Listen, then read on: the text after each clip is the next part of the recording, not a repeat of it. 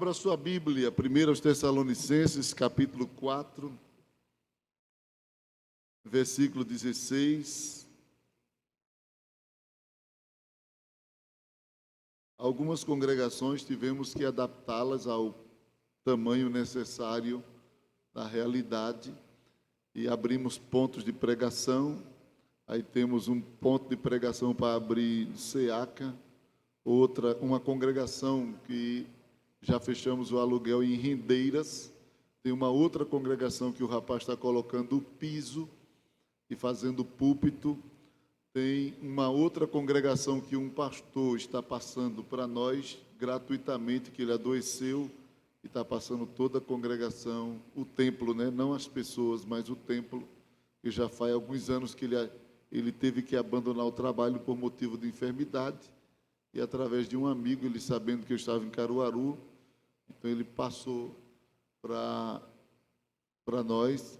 E tem um trabalho que tem que ser aberto também em Encruzilhada, e amanhã eu vou pegar o ônibus de 8 da manhã, chego lá de 7h30. Então veja, passar o dia nessa correria, mas se Deus permitir, chegaremos para fazer o trabalho e depois retorno com Simone, já de carro, para concluirmos todo mês aqui. Teremos um grande culto lá na frente do armazém do presbítero Messias. Teremos também a carreata, teremos a Santa Ceia do Senhor na outra semana. Há uma série de programação para desenvolvermos aqui nesta próxima semana. Abra sua Bíblia, 1 Tessalonicenses, capítulo 4.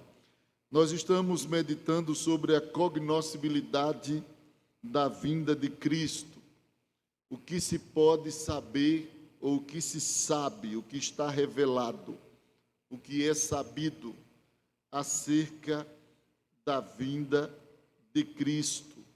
Já falamos aqui alguns pontos e eu pretendo encerrar este assunto falando do último ponto desta relação que preparamos para compartilhar com a igreja. Então, 1 Tessalonicenses, capítulo 4, versículo 16, diz assim: porque o mesmo Senhor descerá do céu com alarido, com voz de arcanjo e com a trombeta de Deus, e os que morreram em Cristo ressuscitarão primeiro.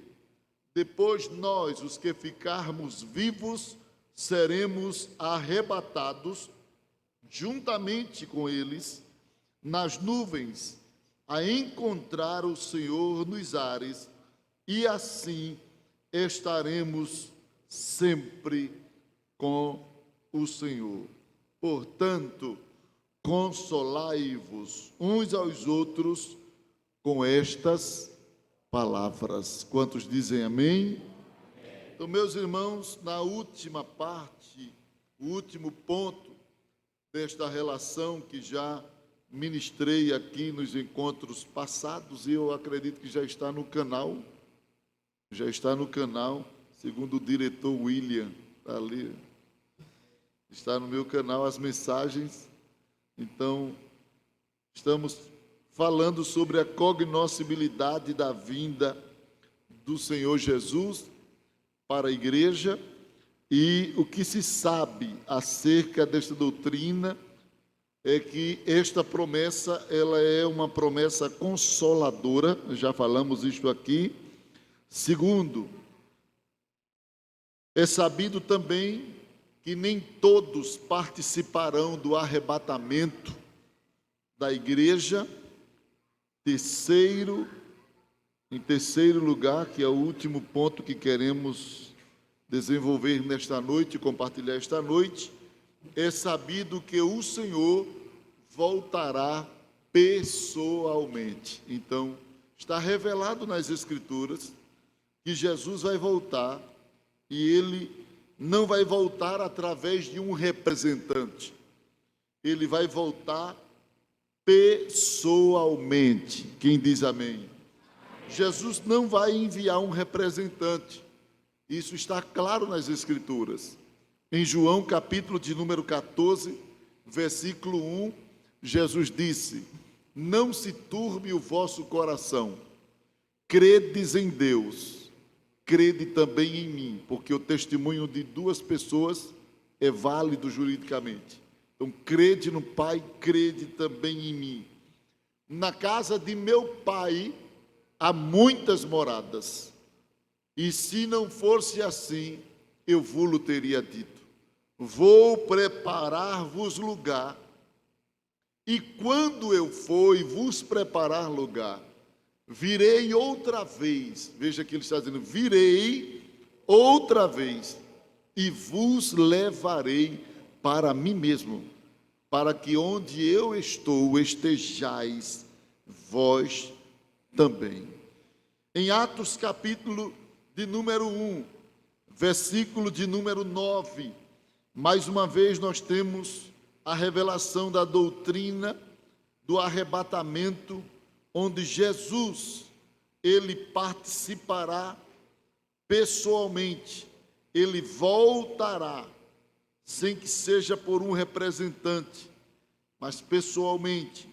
Atos capítulo 1, versículo 9 diz: logo que desceram, ou melhor, e quando diziam isto, vendo eles, foi elevado às alturas em uma nuvem, e uma nuvem o recebeu, ocultando-o, o quê?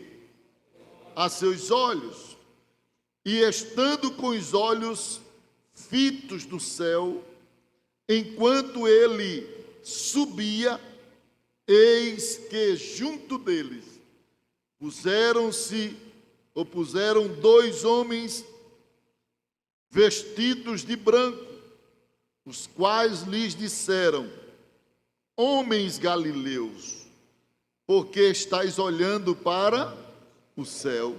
Esse Jesus, que dentre vós foi recebido em cima nos céus, há de vir, assim como para o céu o vistes ir. Do jeito que eles viram Jesus, ele há de voltar.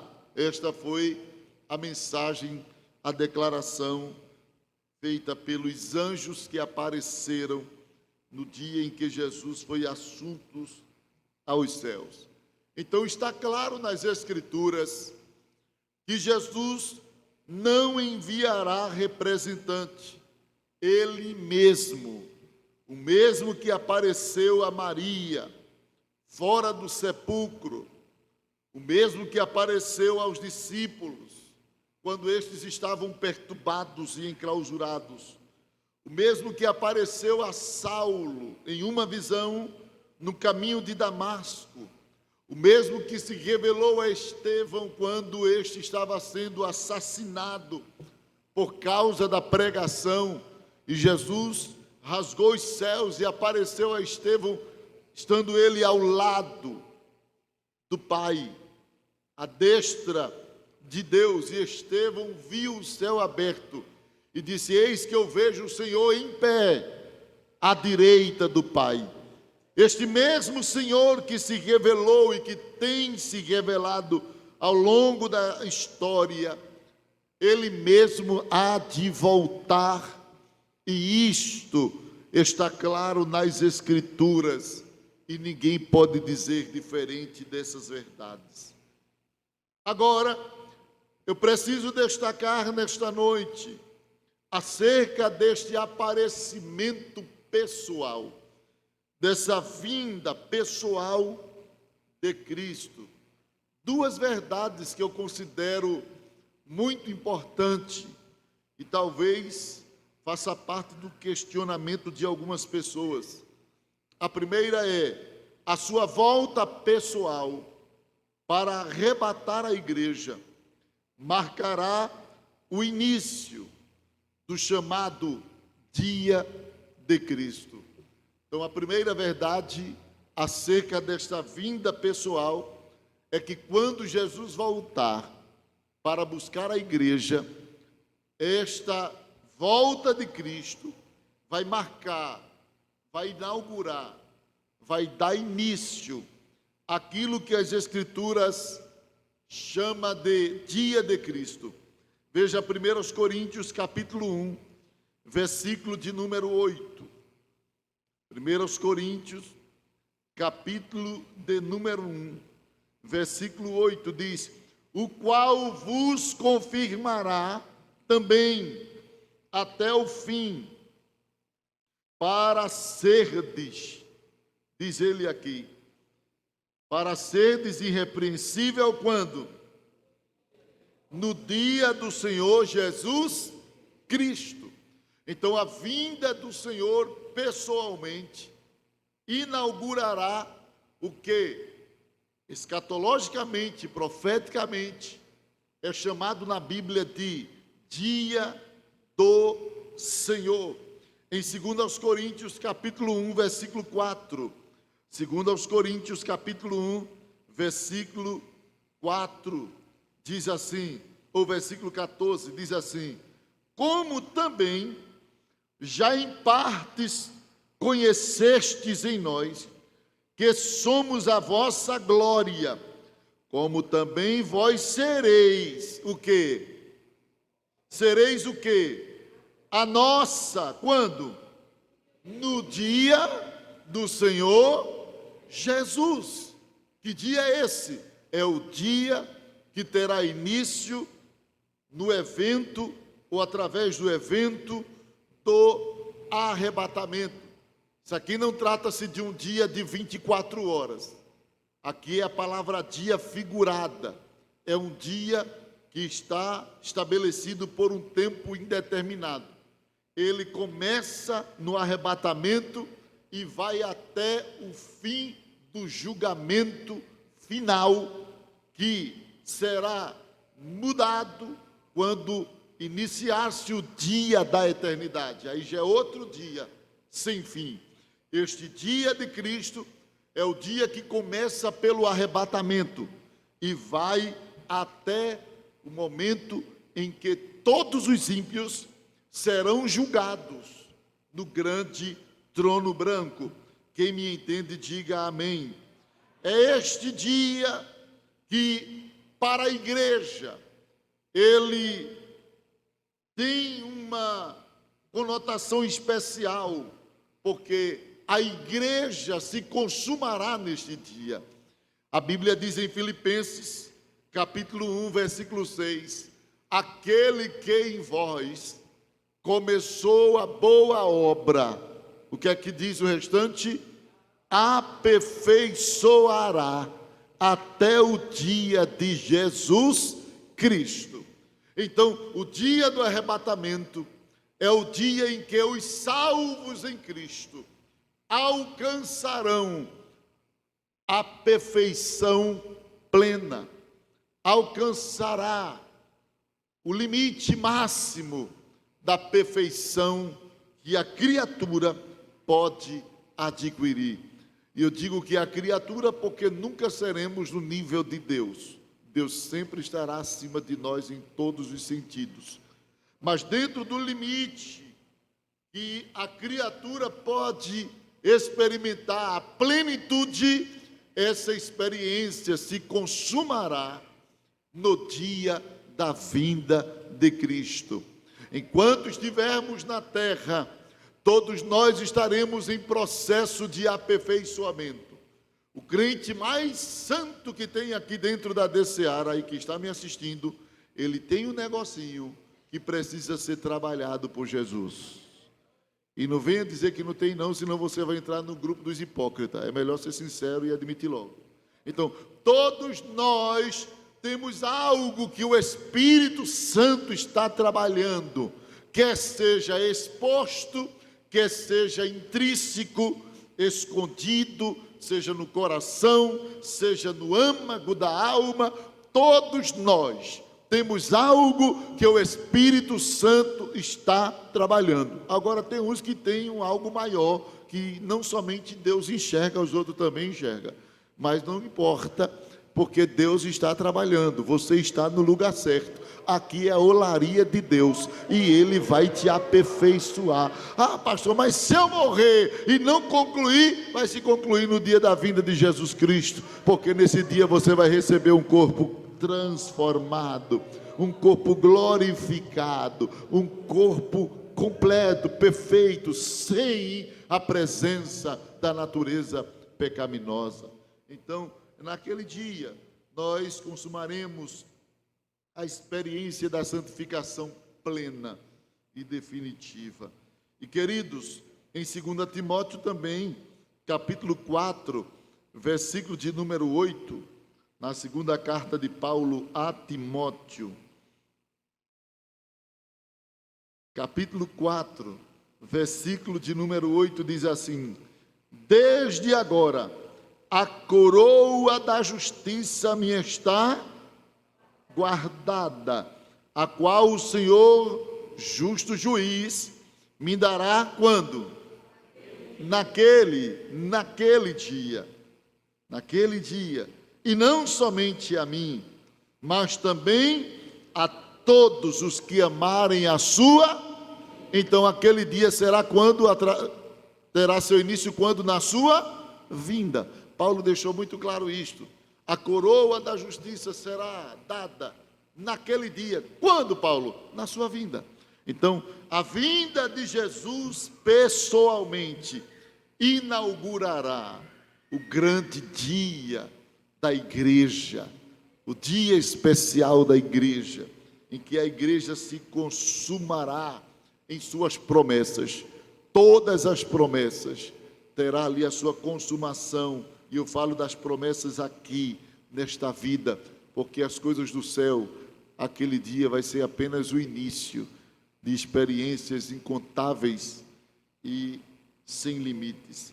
A segunda verdade que se pode destacar dentro da visão doutrinária da vinda de Cristo pessoalmente é acerca dos elementos sonoros que fazem parte deste evento. A Bíblia fala de alarido, a Bíblia fala de voz de arcanjo e a Bíblia fala de trombeta de Deus. E esses elementos sonoros que acompanham Cristo na sua volta não anulam a doutrina do arrebatamento secreto. Por que eu estou dizendo isso? Porque algumas pessoas, como escatologia não é história, é interpretativa, então dá liberdade para outras pessoas interpretarem como bem querem, e às vezes até ferem contextos. Então algumas pessoas pensam, como é que o arrebatamento vai ser secreto, se vai ter alarido, se vai ter voz de arcanjo, se vai ter trombeta, então não vai ser secreto. Só que o alarido, a voz do arcanjo e a trombeta não anula o evento secreto. O evento pode ser secreto, apesar de ter todos esses equipamentos sonoros. Então, na sua volta, esses elementos não anulam a doutrina do arrebatamento secreto. A Bíblia revela-nos que nem tudo que ocorre na esfera das regiões celestes podem ser perceptíveis pelos sentidos naturais, salvo, claro, aqueles que o Senhor queira mostrar. Veja que nem tudo que ocorre na esfera do céu pode ser perceptível. Veja Ezequiel capítulo 1, versículo 1. Ezequiel, só para você ver que esse som, esse barulho não vai interferir na operação secreta do arrebatamento. Ezequiel capítulo 1, versículo 1. É só alguns exemplos que alguns teólogos querem afirmar de que o arrebatamento não será secreto porque vai ter barulho, mas este barulho não será perceptível aqui na terra, pelos moradores da terra e daqueles e por aqueles que não poderão participar. Então, há textos na Bíblia que nos mostram que já aconteceram eventos na esfera celeste que não foi perceptível aqui na terra.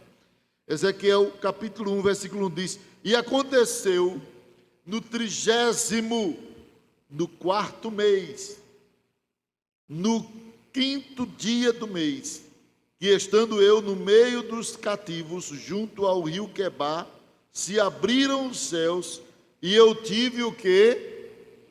E eu tive o quê? Visões de Deus. Os céus se abriram e somente Ezequiel foi quem viu, ninguém mais viu. Então, o fato de Deus rasgar os céus não nega, irmãos, que o evento será secreto. E quando falamos de secreto, não vai ser secreto para quem vai, é secreto para quem fica. Amém? É secreto para quem fica. Porque quem vai não tem segredo, que a gente já vai ver Jesus. Como é que vai ser segredo? Então, outros eventos já aconteceram e ninguém viu, a não ser aqueles que o Senhor quis se revelar e mostrar. Quer ver outra referência? Para mostrar que os eventos na esfera celeste não interferem nos propósitos secretos de Deus. Daniel capítulo 10, veja aí. Daniel capítulo 10, versículo 4.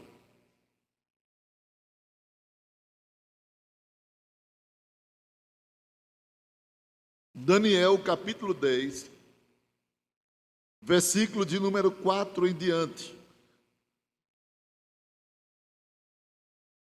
Se desejar, você lê até o 19. E no dia 24 do primeiro mês, eu estava à borda do grande rio Hidekel, e levantei os meus olhos e olhei e vi um homem vestido de linho, e os seus lombos cingidos com ouro fino de ufaz, e o seu corpo era como turquesa, o seu rosto parecia o que um relâmpago, seus olhos como tochas de fogo, seus braços e os seus pés brilhavam como bronze polido, e a voz das suas palavras era como a voz de uma multidão. E só eu, Daniel, o quê? Aí, os homens que estavam comigo, o quê? Contudo, caiu sobre eles um grande temor e fugiram, escondendo-se. Somente Daniel viu. Talvez a forma como Daniel reagiu apavorou quem estava ao seu redor e eles correram. Não sei como Daniel reagiu àquela visão, entendeu? Os detalhes da reação, sabemos que ele caiu como morto. E os homens não viram nada, viram Daniel de repente cair, então correram assustados. Deus pode se revelar, irmão, só para o crente e os demais não verem nada. Quem me entende, diga amém. Então não pense que os barulhos, os sons, os efeitos sonoros da vinda de Jesus, o fundo musical da vinda de Jesus, vai impedir que o arrebatamento seja secreto, que alguns querem usar isso para negar a doutrina de um arrebatamento secreto. Em Lucas capítulo 9, versículo 28 e 36, Jesus estava no monte, os discípulos no pé do monte, e houve todo aquele acontecimento em que Moisés e Elias apareceram em uma visão, e somente Pedro e os que estavam ali foram envolvidos na visão. Ninguém mais viram. E aconteceu todo aquele fenômeno no céu, nos ares, no monte, em cima do monte.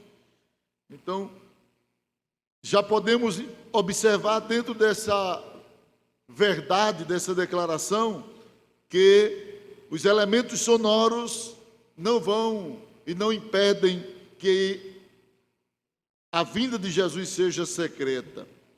É possível que a entrada de Cristo na atmosfera, ela seja acompanhada de fenômenos naturais, de tempestades, relâmpagos, trovões. Se você analisar, quase que em todos os eventos em que Deus entra na atmosfera, acontecem fenômenos naturais, relâmpagos, trovões, ventos fortes. Se você analisar na Bíblia. Então é possível que no dia do arrebatamento, quando Jesus voltar, haja trovoadas na terra, mas ninguém sabe o que é. Quem sabe pensa que é uma tempestade que está chegando. Os meteorologistas vão dizer, olha, está vindo aí uma coisa terrível, as nuvens não sabem o que é, entendeu? Eles não vão saberem, porque será um evento secreto, mas os cientistas sempre vão procurar, diante dos fenômenos meteorológicos, dar uma explicação, querer justificar a sociedade, a população, é isso, é aquilo, mas não vão chegar ao conhecimento concreto, a não ser depois, pelos desviados. Quem primeiro vai descobrir, irmãos, o arrebatamento, não vão ser os cientistas, não, os canais de televisão, não, os youtubers, não. Quem primeiro vai descobrir o arrebatamento serão os desviados. Os desviados. Quando eles ligarem uma coisa a outra, que começarem, sumiu um povo aqui na China, sumiu um povo aqui em Israel, sumiu um povo nos Estados Unidos. Ai, irmãos, os desviados já vão correr para os templos. Vão correr para os templos, achando que vai haver uma chance de subir também. Só que o arrebatamento, ele será único. Não acontecerá em duas etapas. O arrebatamento será único. Quem foi, foi. Quem ficou, ficou. Como diz o hino sacro, né? Quem partiu, partiu. Quem ficou, ficou. Quem partiu, para quem partiu é festa, para quem ficou é só lágrima. O arrebatamento não será um evento paulatino, progressivo. Não. Dividido em fases. Não, a vinda de Jesus será em fase, mas o arrebatamento da igreja é um evento único. Jesus virá para buscar a igreja de uma única vez e virá com a igreja para estabelecer o seu reino milenial. Mas aí não vai haver outro arrebatamento. Jesus é quem vai descer para julgar as nações e estabelecer o governo milenial. Mas não haverá outro arrebatamento. O arrebatamento será único. Único. Então, quem quiser participar, que se cuide hoje. Não é amanhã, é hoje. Porque o amanhã, eu já disse aqui várias vezes, o amanhã é um mistério.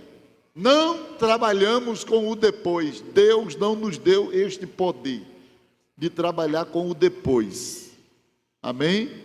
Deus nos deu a oportunidade de trabalhar com agora. O depois é um mistério. Ele pode vir ou não. Sim ou não, irmãos? Sim ou não? Então, quem deseja participar do arrebatamento não tem que estar adiando o compromisso que tem que assumir hoje. Tem que ser hoje, tem que ser agora. Não pode deixar para depois o que você tem que fazer agora. Eu vou confessar meu pecado depois eu vou me tratar com a igreja, depois tu fica, depois tu chora, depois tu se desespera. Agora, quem deseja participar, agora eu me conserto, agora eu confesso, agora eu me ajeito, agora eu busco. Nada de depois, irmãos. Que história é essa para depois? Então devemos estar pronto agora. Este acontecimento, ele vai ocorrer através de alguns aspectos, alguns detalhes revelados na Bíblia. A Bíblia diz que Jesus, ele voltará com alarido. Diga comigo, com alarido. Então, o que é um alarido? O alarido é um brado, é um grito. Alarido é um brado, E este brado será para quem? Será para os salvos que estão no paraíso. Então, o alarido será para os salvos que estão no paraíso. Assim como nós estamos esperando Jesus aqui, eles também estão no paraíso esperando a hora de descer. Eles, os salvos em Cristo, estão no paraíso esperando a hora de descer pela ressurreição de seus corpos, também participarem do arrebatamento. Nós, os vivos, estamos aqui adorando, e eles estão no céu, não é dormindo, numa sala branca, tudo vestido com a bata de batismo. Não, irmãos, eles estão conscientes e ativos no céu. É esta a revelação bíblica. E mais tarde estaremos, quando falarmos da ressurreição, nós vamos falar de como eles estão nos céus também. Para os irmãos não pensarem que quando a pessoa morre, ele vai para o céu e fica lá numa sala, deitado, dormindo. Acham que a palavra descansar ali é dormir. Não tem nada com dormir. Eles estão conscientes. A Bíblia sempre mostra aqueles que morrem em Cristo conscientes. Até mesmo aqueles que vão morrer na perseguição da grande tribulação serão levados para o céu e vão ficar diante do altar de Deus e estarão conscientes, estarão dizendo: Senhor, vinga o nosso sangue, Senhor, faz justiça à forma que nós fomos tratados. Então eles estão conscientes, eles não estão lá como que em yoga, fazendo, não, nada disso. Eles estão lá ativos, conscientes, conversando, cantando, adorando. É assim que eles estão nos céus. E quando você for, se for primeiro do que eu, você vai ver se não é assim. É, irmãos, que as pessoas pensam que o crente morre aqui, entendeu? A alma dele fica sepultada com o corpo lá dentro da sepultura. Então o coveiro está acostumado a pisar a alma, viu, irmão? Porque quando ele cava, recava, já pisou tanto da gente ali. Acho que quando o coveiro vem com aquela bota, as almas ficam tudo assim, aí já vem ele de novo. É cada interpretação louca, irmãos. Quando a Bíblia é tão clara, tão óbvia nas coisas, as pessoas ficam querendo criar sono da alma. Que sono da alma? A alma está ativa, consciente. Então os crentes estão no paraíso. Aqueles que morreram em Cristo estão no paraíso, esperando o quê? O alarido, o grito. Abra a Bíblia para você ver isso. 1 Tessalonicenses capítulo 3, versículo de número 13. 1 Tessalonicenses capítulo 3, versículo 13.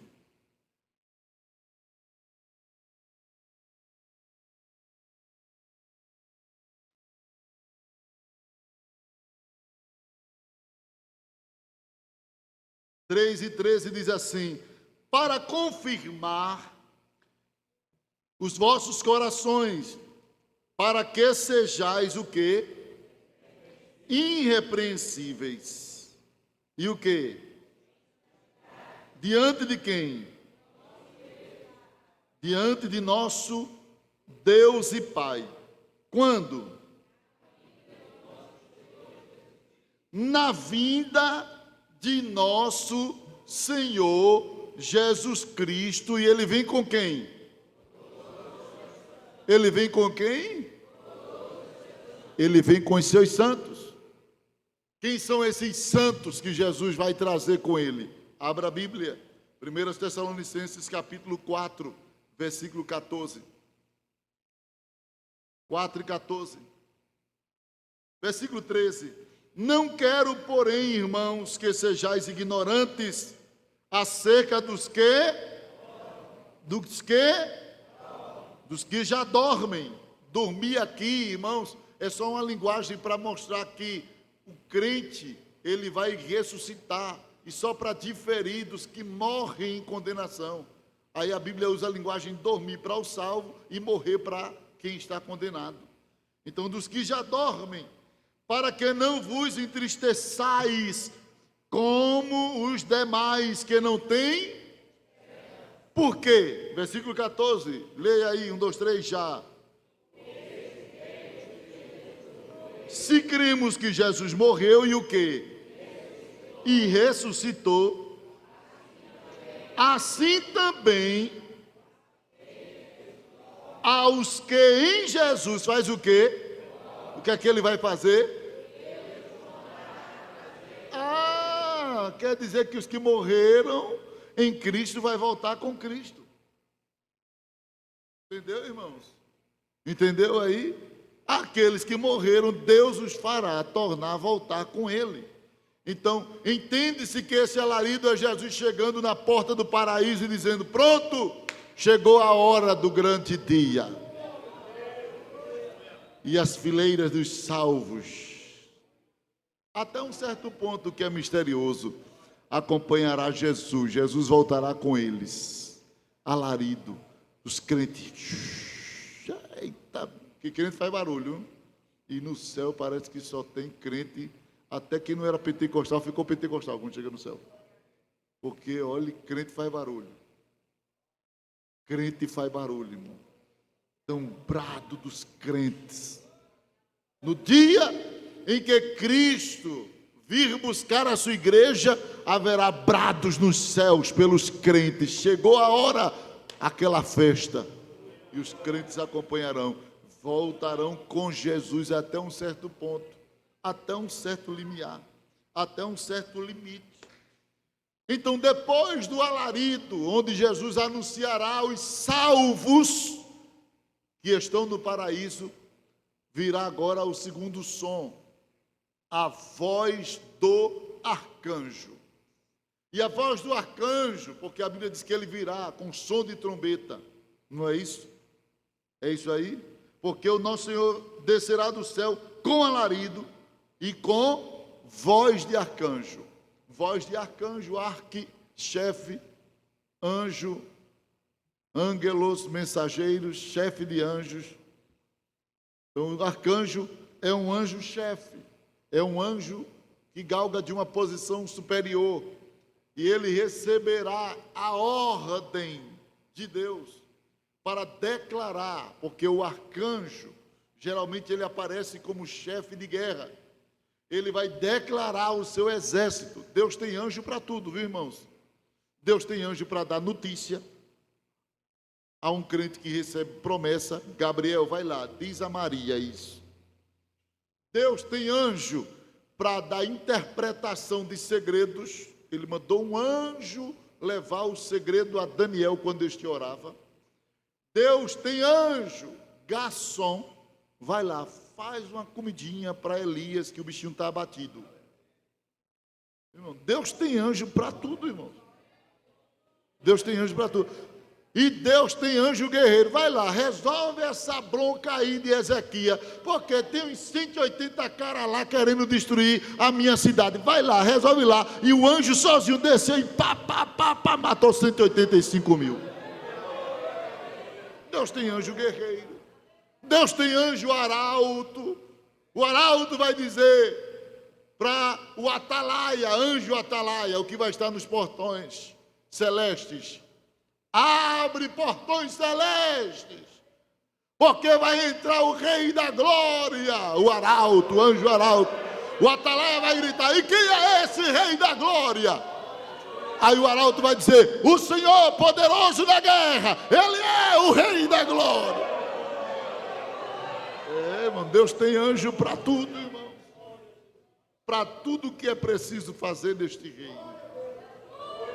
Então, quando se trata de batalha, grandes batalhas, Deus chama Miguel. Miguel, olha Miguel, eu mandei um anjo descer para entregar a mensagem, mas ele não está conseguindo lutar, vencer o rei da Pérsia. Resolve essa bronca para aquele anjo ali. Vai lá. Aí Miguel desceu e toma espada. Enquanto o rei da Pérsia, que é o príncipe da Pérsia, um espírito que queria influenciar a política da Pérsia e queria impedir, atrapalhar o resultado da oração de Daniel, aí entrou em batalha com Miguel. O anjo escapuliu e chegou lá: olha, Daniel, desde o primeiro dia que tu pediu, eu fui enviado, mas teve uma guerra. Daniel, e foi. Miguel está lá resolvendo. Então recebe logo a revelação. É isso aqui. Ele foi enviado só para revelar. Você está brincando? Às vezes você quer desistir na oração em 10 minutos. Não desista não, porque está tendo guerra. Deus está mandando resposta, mas está tendo guerra. Guerra para você não receber. E Deus está dizendo: persevera, insiste, porque nesta guerra a vitória é tua, a vitória é tua, a vitória é tua. A resposta vai chegar. Aí Deus vai enviar Miguel, capítulo 12 de Apocalipse, versículo 7 ao versículo de número 12. Abra a Bíblia. A voz do arcanjo será a voz de comando para o exército que vai pelejar contra o exército de Satanás. Olha, irmãos, o dia do arrebatamento, você está brincando?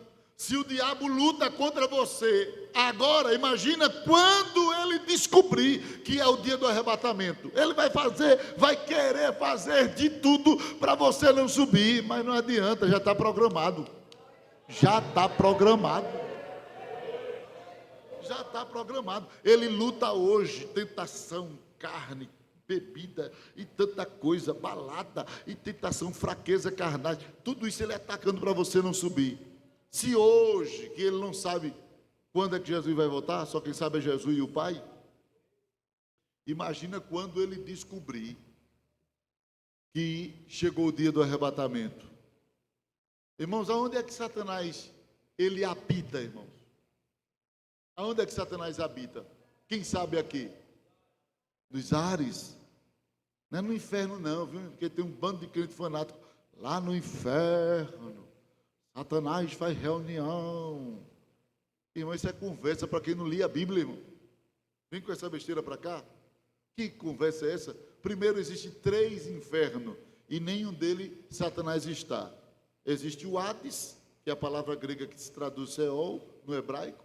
Existe o Tártaro e existe o Geena, que é o lago de fogo, o inferno principal. E nenhum desses Satanás está. Ele será lançado no lago de fogo. Mas até agora ele está aí, olha, nos ares. A Bíblia chama ele de príncipe da potestade de quê? De quê? Do ar. Príncipe da potestade do ar. Então, ele habita nas regiões o quê? Nas regiões celestes. Então, veja o que diz a Bíblia em Apocalipse, capítulo de número 12. Versículo de número 7, para você entender o que as Escrituras nos diz. 12, 7. E houve batalha onde? E houve batalha onde?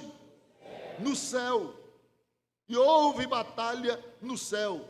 E quem foi que foi enviado para essa batalha? Quem? E quem mais? Fizeram o quê? Miguel e os seus anjos batalharam contra quem? E batalharam, e o quê? E batalhavam o dragão e os seus? Mas não, nem mais, olha, nem mais o seu lugar se achou aonde? Nos céus. Ele está, olha, nas regiões celestes. Ele ocupa as regiões celestes. Só que ele está no lugar ali, olha, intencionalmente, porque ele sabe aonde vai acontecer o encontro de Cristo com a sua noiva. Qual é o ponto de encontro? Onde? Nas nuvens, nos ares. E Satanás, o lugar dele é onde? Onde? Nos ares. Agora você entende por que é que vai haver alarido. Os anjos do paraíso, os crentes do paraíso, jubilando porque chegou o dia. Agora você entende por que vai haver voz de arcanjo. Miguel, limpa. Tira esse trapo daí. Porque aí está preparado para o encontro com a minha noiva. Eu não quero ele assistindo o encontro nupcial. Ele não tem direito a participar desse encontro nupcial. Tira ele daí. Aí vai haver a batalha. A gente não sai, a gente atrapalha. Não vai ter festa aqui. Miguel tome, pá, e os anjos pá, e Satanás guerreando. É a Bíblia que está dizendo, estou só conjecturando. mas não prevaleceram. E o que? Versículo 9. E foi precipitado quem? O grande dragão. Quem é ele? A antiga serpente, chamada de quê? Chamada de diabo. E o que mais? O que era que ele fazia? Enganava todo mundo. E ele foi aonde? E os seus anjos foram para onde? Eita lá. Satanás é expulso da região celeste. Tudo isso aí, irmãos, diga-se de passagem, que não vai durar ano não. É em questão, Paulo disse que vai ser num piscar de olhos. Vai ser num piscar de olhos. Você pensa que vai ficar aquela briga, aquela demora? Não, quando Deus der a ordem, que houver o alarido, que os crentes jubilarem, Miguel já desce, já guerreia, bora, desaparece daqui, bando de trapo. E vai expulsando os demônios, expulsando Satanás, tirando tudo. E ao mesmo tempo começa agora a voz de trombeta. A voz do alarido dos crentes no paraíso. A voz de arcanjo para expulsar Satanás que está nos ares. A voz de trombeta para os salvos, vivos e ressurretos. Aí essa voz é a voz de chamamento. Você pensa que é uma trombeta? É papá. Não. É a voz mesmo dele falando. Vinde bendito de meu Pai. Irmão, vai ser uma coisa tremenda. Quando Jesus bradar das nuvens, ninguém vai ouvir, só o crente. Os sepulcros.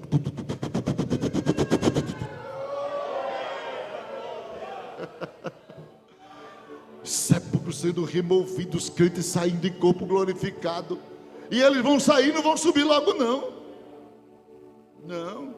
Nós seremos transformados depois que estiverem ressurretos, e nós transformados, a Bíblia diz, e todos juntos é que vai subir. Ninguém vai na frente do outro não.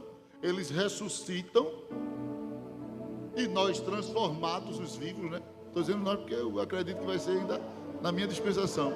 E nós transformados e juntos.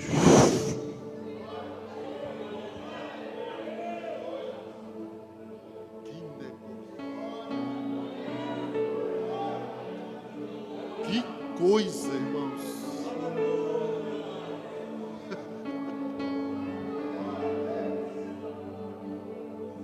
As manchetes e jornais vão mesmo publicar em letras garrafais que desapareceu da terra um povo diferente, ninguém foi encontrado. Toda a imprensa vai dizer, não se sabe para onde, como nem porquê, para onde foi tanta gente. Vão procurar, porém, ninguém vai ser achado. Casas faltando parentes, congestionamentos, carros sem ninguém, fábricas paradas e lojas fechadas sem ser feriado. Só quem não conhece a Bíblia vai perder o seu tempo procurando em vão. Enquanto isso, o povo desaparecido já está em Sião. Esperança voa em tuas asas, leva-me para o céu. Se a vida aqui já não está tão boa, eu quero ir voando, me encontrar com Deus. Voa, esperança voa em direção de um novo amanhã. Estou chegando à cidade de ouro, a minha Canaã.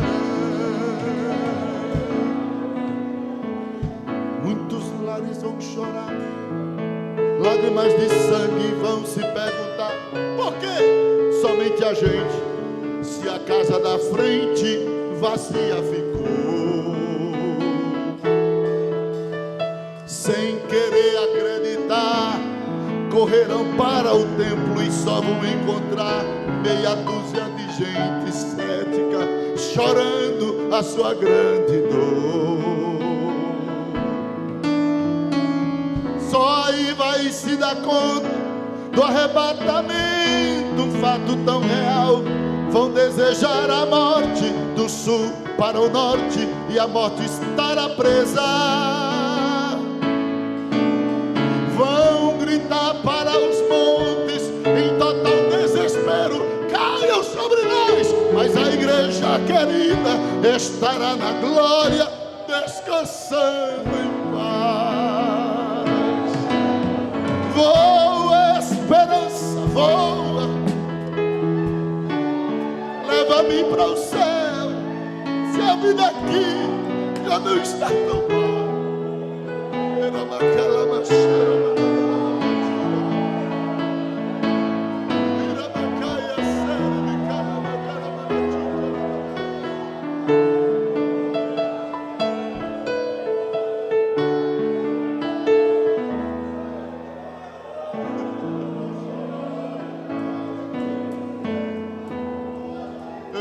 o marido não crente. Uma hora dessa, ela disse que o culto ia terminar de 9 horas. Uma hora dessa, 10 horas, 22 horas, não chegou ainda. Vou lá, vou buscar e vou envergonhá-la. Quando chegar não tem ninguém. Sim, vai encontrar meia dúzia de gente chorando. Cadê os crentes daqui? Viajaram. E o pastor viajou também. Ela viajou com o pastor, minha mulher foi embora. Quando é que vai vir? Daqui a 7 anos. Daqui a 7 anos. E para onde foi que ela foi que não me disse nada? Olha,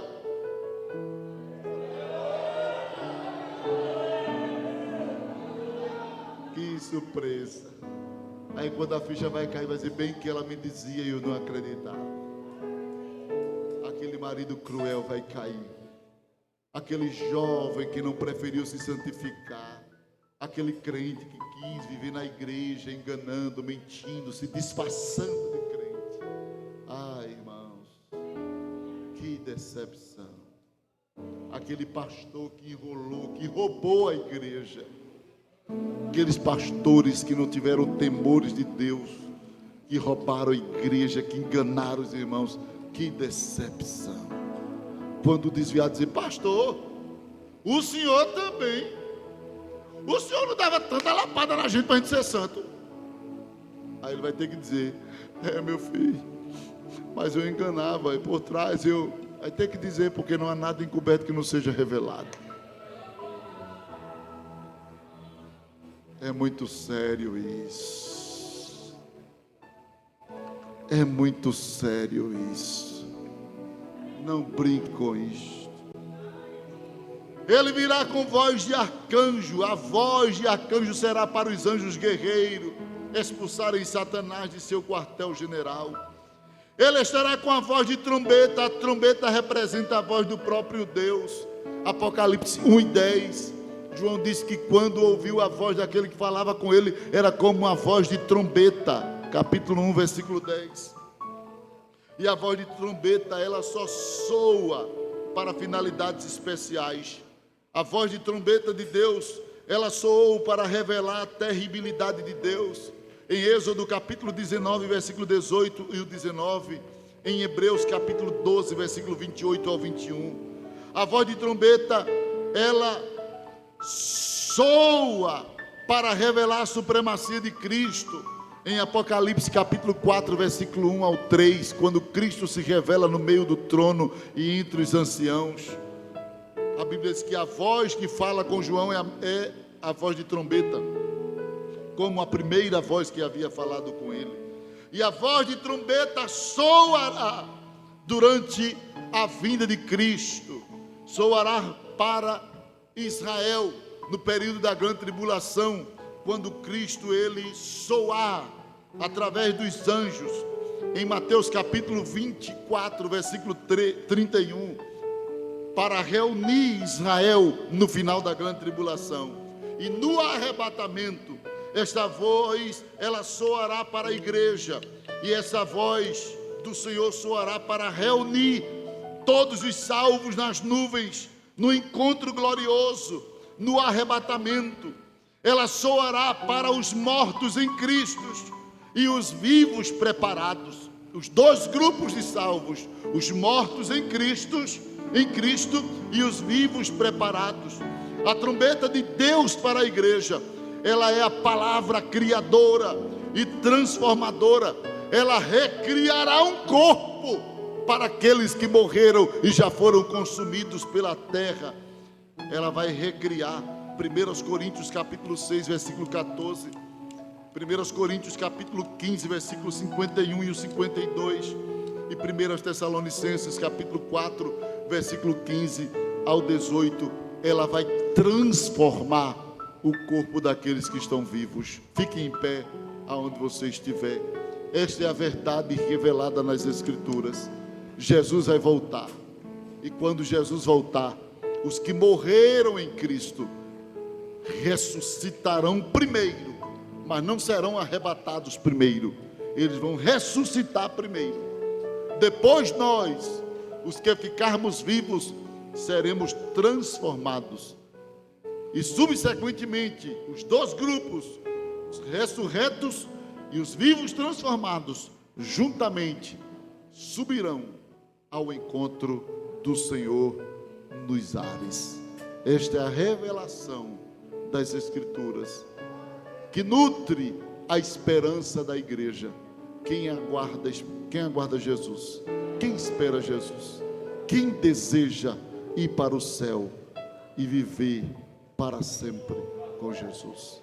Mantenha-se firme, meu irmão. Mantenha-se firme, minha irmã. O vale é profundo, e às vezes é vale de sombra de morte, mas não tema mal algum, porque Deus está contigo. Não ceda à tentação, não ceda às paixões deste mundo. Não deixemos Satanás nos enganar. Ah, pastor, já caí. Levanta-te. Ah, pastor, estou sem força. Aquele que me manda pregar está dizendo para você nesta noite: receba força. Receba força. Aonde você estiver, receba força. Creia nesta palavra. Receba força. Eu estava em Caruaru esta semana e chegou um homem, disse assim: eu tinha muito desejo de lhe conhecer. Muito desejo de lhe conhecer. Disse: por não. Era o meu desejo conhecer o senhor. Por não. Eu queria saber o que foi que aconteceu para querer me conhecer.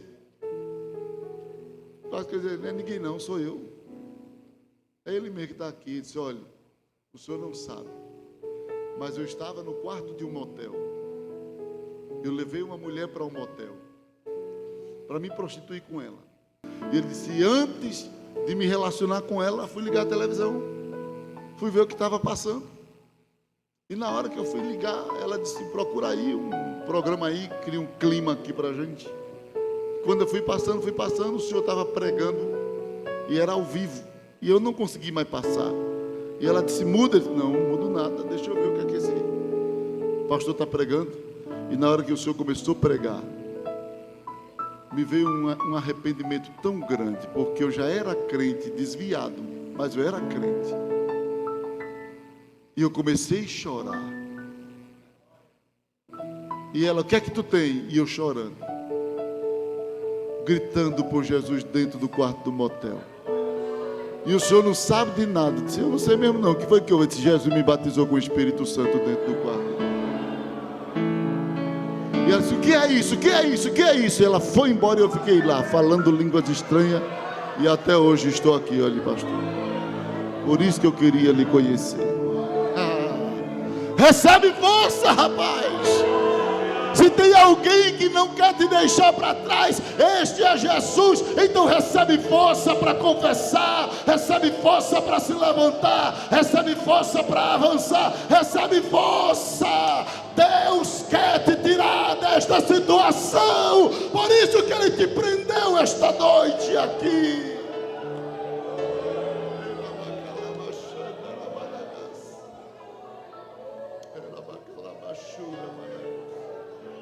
vezes estamos pregando, irmãos, e não sabemos a dimensão do poder daquela palavra, até onde ela vai, mas ainda entra dentro de motel, entra dentro de prostíbulo, entra dentro de lugar de feitiçaria e quebra mesmo, irmão. Essa palavra é como um martelo que esmiuça a penha, ela quebra, e esta noite ela está quebrando laços de Satanás, seta do diabo.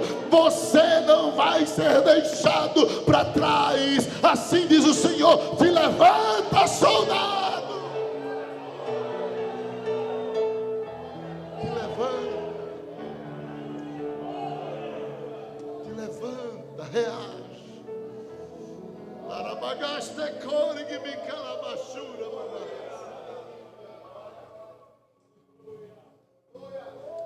Eu sinto a presença do Senhor nesta noite.